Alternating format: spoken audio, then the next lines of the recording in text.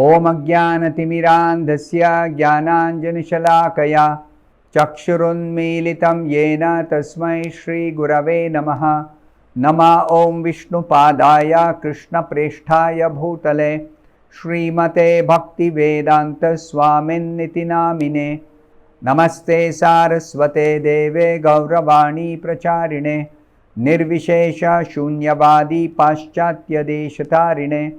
Jaya Shri Krishna Chaitanya Prabhu Nityananda Shri Advaita Gadadhara Srivasadi Gaura Bhakta Vrinda. Hare Krishna Krishna Krishna Hare Hare Hare Rama Rama Rama Hare Hare. Om Namo Bhagavate Vasudevaya Narayanam Namaskritya Naram Chaiva Narottamam Devim Saraswatim Vyasam Tato Jayamudirayet. In this session, we'll be discussing from the 41st verse of the 9th chapter of the first canto of Srimad Bhagavatam. Munigana Nripavarya Sankulentaha Sadasi Yudhishthira Rajasuya Esham Arhanam Upapeda Ikshaniyo Mamadrishi Gochara Esha Aviratma.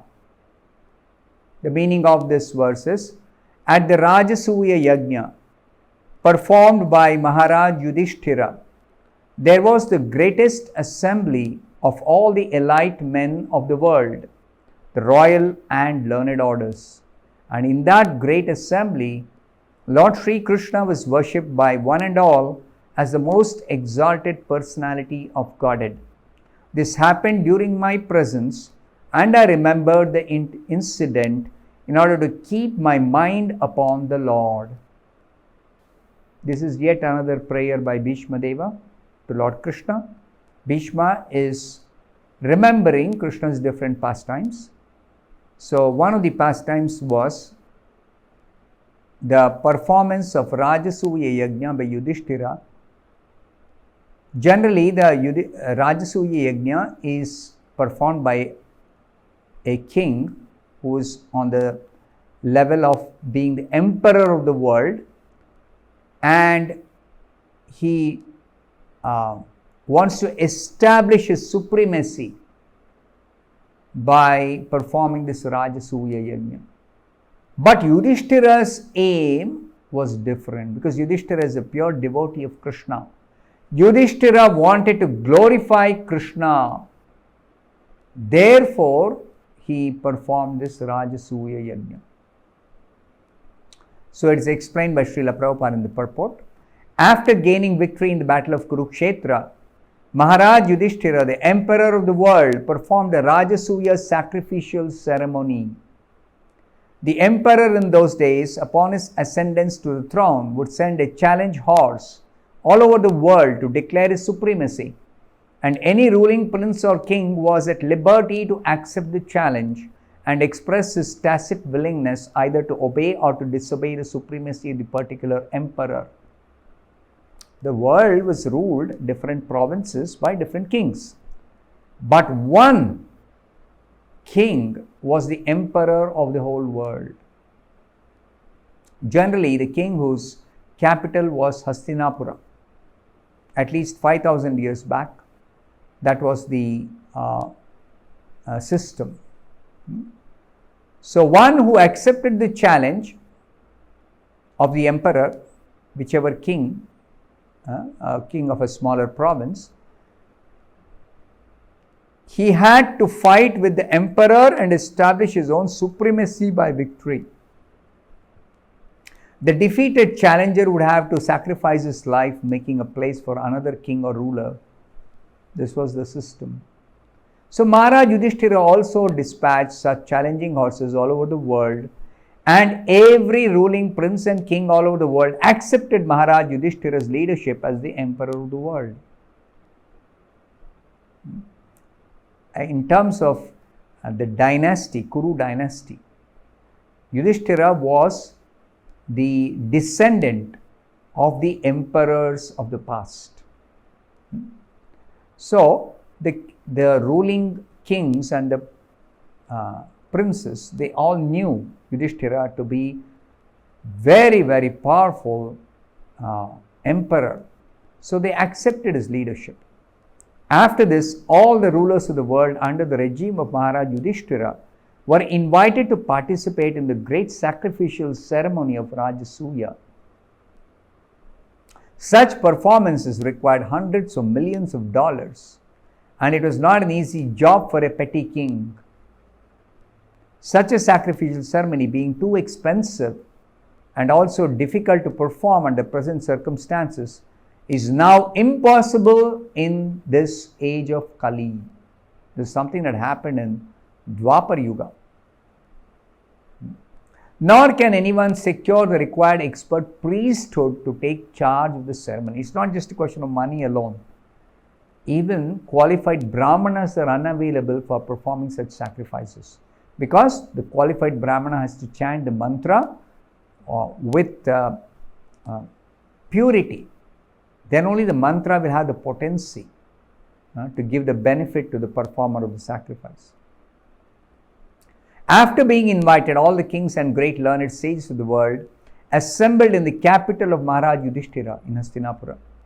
The learned society including the great philosophers, religionists, physicians, scientists, and all great sages were invited. That is to say, the Brahmanas and the Kshatriyas were the topmost leading men in society, and they were all invited to participate in the assembly. This was the Vedic system. The Vaishyas and Shudras were unimportant elements in society, and they are not mentioned herein. The Vaishyas and Shudras are not mentioned. Due to change of social activities in the modern age, the importance of men has also changed in terms of occupational positions. Today, practically the whole world is run by the Vaishyas. The whole world is run by Vaishyas. There are no qualified Brahmanas or Kshatriyas to occupy the positions of power or to guide those in positions of power. So the times have changed, and Prabhupada explains that during that time, Yudhishthira Maharaj invited all the kings and the learned sages and the great Brahmanas for this Rajasuya Yajna. In that great assembly, Lord Sri Krishna was the cynosure of all eyes.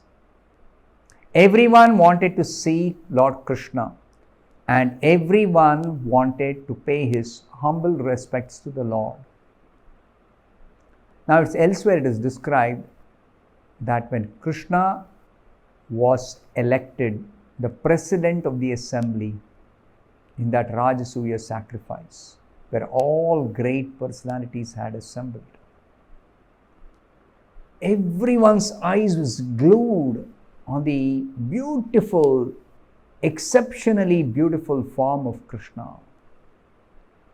They all began to wonder, probably this beauty is not to be found anywhere in the whole universe. It's so very beautiful. They thought this personality is the most beautiful creation of Brahma. That's what they thought. Actually, beauty in the material world is relative. That's a fact. But Krishna is not a created person. He is not a creation of Brahma. Krishna is the only exception in that assembly, who is not a creation of Brahma. Krishna's beauty is his original, transcendental, supreme beauty. So, it is not at all surprising for devotees that Krishna was the center of attraction in that entire assembly.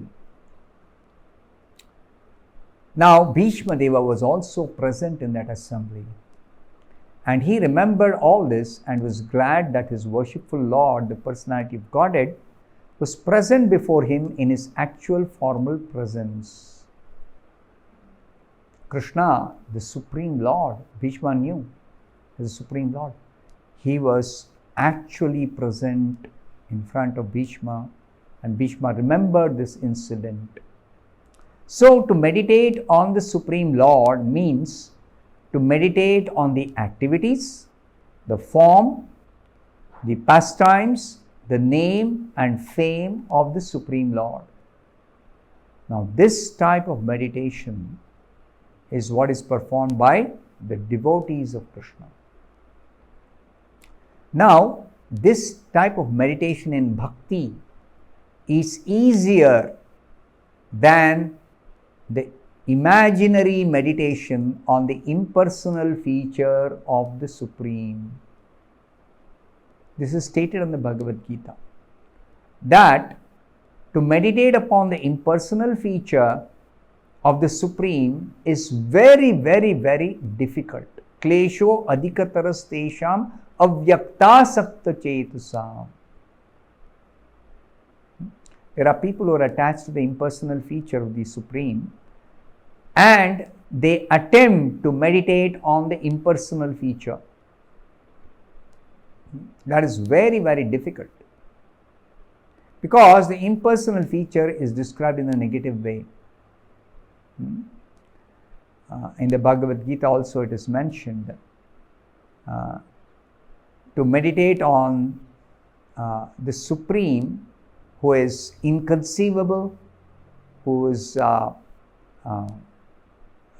having any material form, is formless, is not having any material attributes, is not having any material body, like that.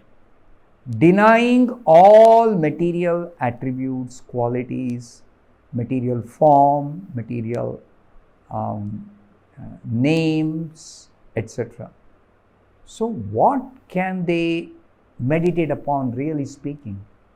So, they imagine, they try to speculate and imagine something which is beyond everything material. That is the impersonal meditation, and that is very, very difficult. Srila Prabhupada says it is practically no meditation at all, or simply a waste of time, because very seldom is the desired result obtained. Meditation means to fix the mind completely upon the Supreme. Now, when there is no definite understanding of the features of the Supreme, the spiritual attributes, then it is very difficult to fix the mind. The devotee's meditation, however, upon the Lord's factual form, factual pastimes, factual qualities, is very easily done by the devotees, and therefore the Lord is easily approached by the devotees. This is also explained in the Bhagavad Gita, in the 12th chapter itself, the chapter on devotional service, Bhakti Yoga. It said devotees very easily approach the Lord.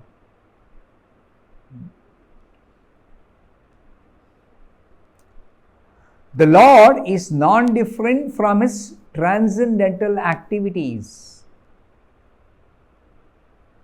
In the spiritual platform, the Lord is absolute, means he is identical with his name, with his form, with his qualities, with his pastimes, with his paraphernalia, with his pure devotees, he is identical. So thinking of the Lord's pastimes is same as thinking of the Lord. So that's what Bhishma Deva is doing, remembering Krishna's pastimes.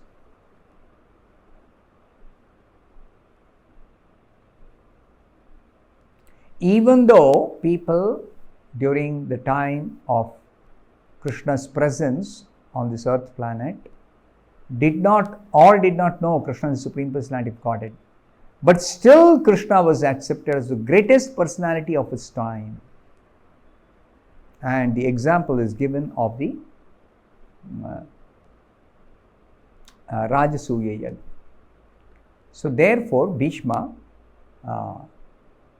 actually remembered the Lord's pastime, and thereby he wanted to fix his attention on the Lord at the time of his death. I'll stop here. Thank you very much. Hare Krishna.